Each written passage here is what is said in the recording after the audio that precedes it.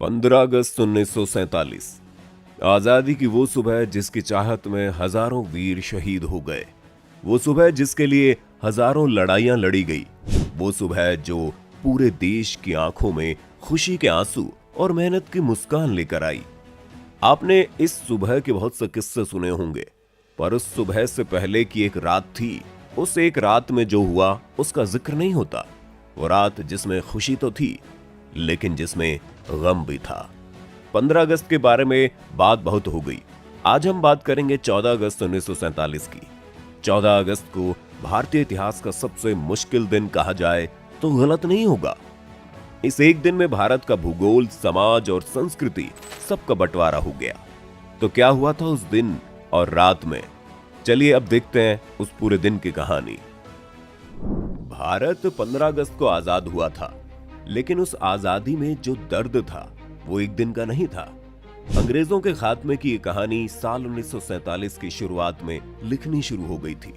Britain में Clement एटली की सरकार को ये उम्मीद थी कि भारत बिना बंटवारा किए सुलह और शांति के साथ आजाद होगा, लेकिन अफसोस ये उम्मीद टूट गई और 3 जून 1947 को क्लेमेंट एटली को ऑल इंडिया रेडियो पर यह अनाउंस करना पड़ा कि सदियों से तितर बितर पड़े हिंदुस्तान को हमने यूनाइट किया और हमें उम्मीद थी कि ये एकता देश के आजाद होने के बाद भी बनी रहेगी, लेकिन हिंदुस्तानी नेताओं को ये मंजूर नहीं है।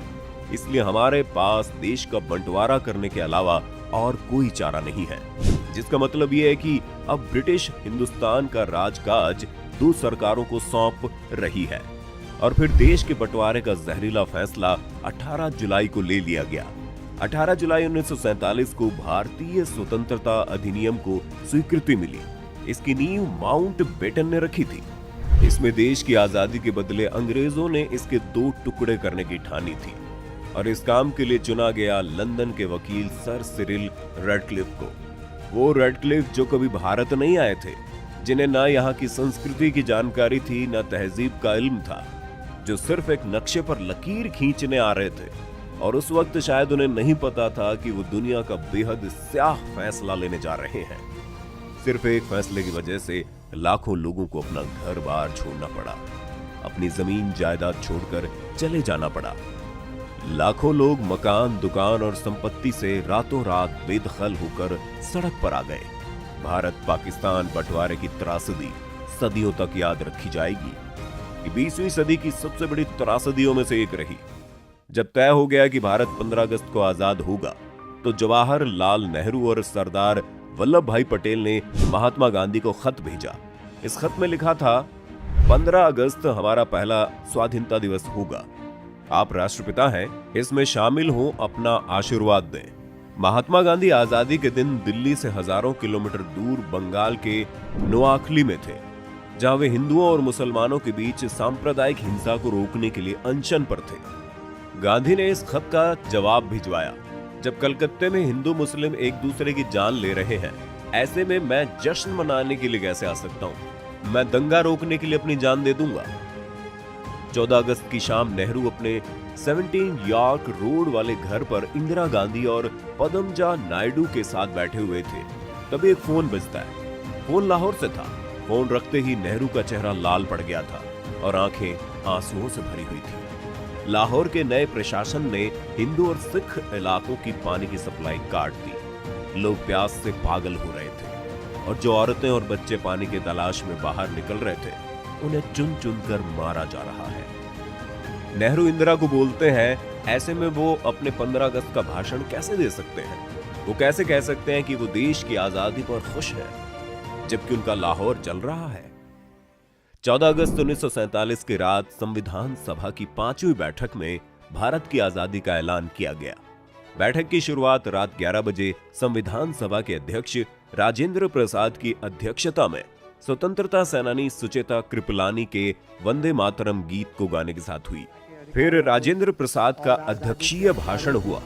इसके बाद डॉक्टर एस राधाकृष्णन ने संविधान सभा के सामने आजादी का प्रस्ताव रखा।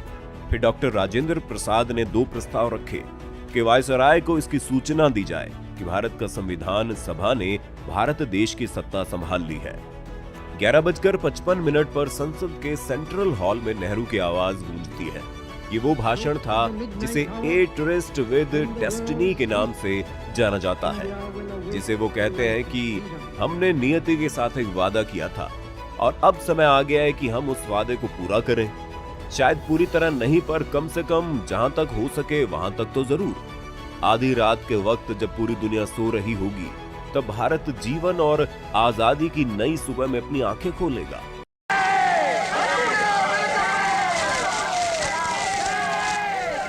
ए लड़के, तुम चाहते हो हमारा देश हमेशा गुलाम रहे? नहीं, कभी नहीं। महात्मा गांधी की जय, गौरी शंकर की जय। पर बेटे, तुम्हारी टोपी विदेशी कपड़े की बनी है। क्या?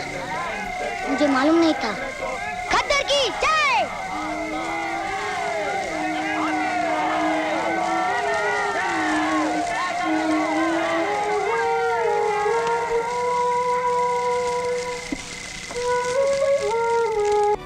संविधान सभा में तालियां थम नहीं रही थी, सदस्य मेजें थपथपा रहे थे। स्वागत था एक नए भारत का, एक नए राष्ट्र का, आजाद भारत का, जिसके सपने अब अपने होंगे। लेकिन जब पूरा देश जाग कर नेहरू का ये ऐतिहासिक भाषण सुन रहा था, उस दिन महात्मा गांधी ने भाषण नहीं सुना और वो रात 9 बजे सोने चले गए थे। दूसरी तरफ वहां मौजूद लोगों की आंखों में आंसू बह निकले और महात्मा गांधी की जय के नारों से सेंट्रल हॉल गूंज गया। इसके बाद सुचेता कृपलानी ने, जो 60 के दशक में उत्तर प्रदेश की पहली महिला मुख्यमंत्री बनी, पहले अल्लामा इकबाल का गीत सारे जहां से अच्छा और फिर बंकिम चंद्र चटर्जी का वंदे मातरम गाया, जो बाद में भारत का राष्ट्र गीत बना।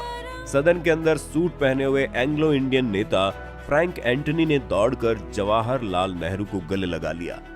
संसद भवन के बाहर मूसलाधार बारिश में हजारों भारतीय इस बेला का इंतजार कर रहे थे। जैसे ही नेहरू संसद भवन से बाहर निकले, मानो हर कोई उन्हें घेर लेना चाहता था। इस सभा के बाद भारत एक आजाद मुल्क बन गया था, पर अभी आपको एक दिलचस्प बात बतानी बाकी रह गई है। दरअसल हुआ यूं कि आधी रात के थोड़ी देर बाद जवाहरलाल नेहरू और राजेंद्र प्रसाद लॉर्ड माउंटबेटन को औपचारिक रूप से भारत के पहले गवर्नर जनरल बनने का न्योता देने गए। माउंटबेटन ने उनका अनुरोध स्वीकार कर लिया। उन्होंने पोर्ट वाइन की एक बोतल खोली और अपने हाथों से अपने मेहमानों के गिलास भरे। फिर अपना गिलास भरकर उन्होंने अपना हाथ ऊंचा किया और कहा, टू इंडिया। एक घूंट लेने के बाद नेहरू ने माउंटबेटन की तरफ अपना गिलास उठाकर कहा, किंग जॉर्ज सष्टम के लिए।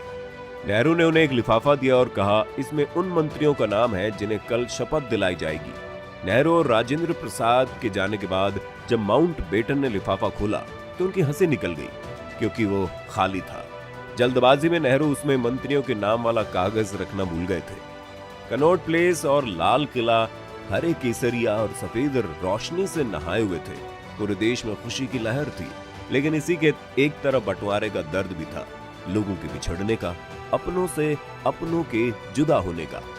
उस दर्द के बारे में अगर आप और डिटेल में जानना चाहते हैं तो नीचे दिए गए लिंक पर क्लिक करके देख सकते हैं। अगर आप उस दिन वहां मौजूद होते तो आप कैसा महसूस करते हैं, हमें कमेंट में बताइए। अगर वीडियो आपको पसंद आई तो इसे लाइक और शेयर कर दो, और अगर आप चैनल पर नए हैं तो इसे सब्सक्राइब करना मत भूलना। अगर आप ये वीडियो फेसबुक पर देख रहे हैं तो पेज को लाइक और फॉलो जरूर करना।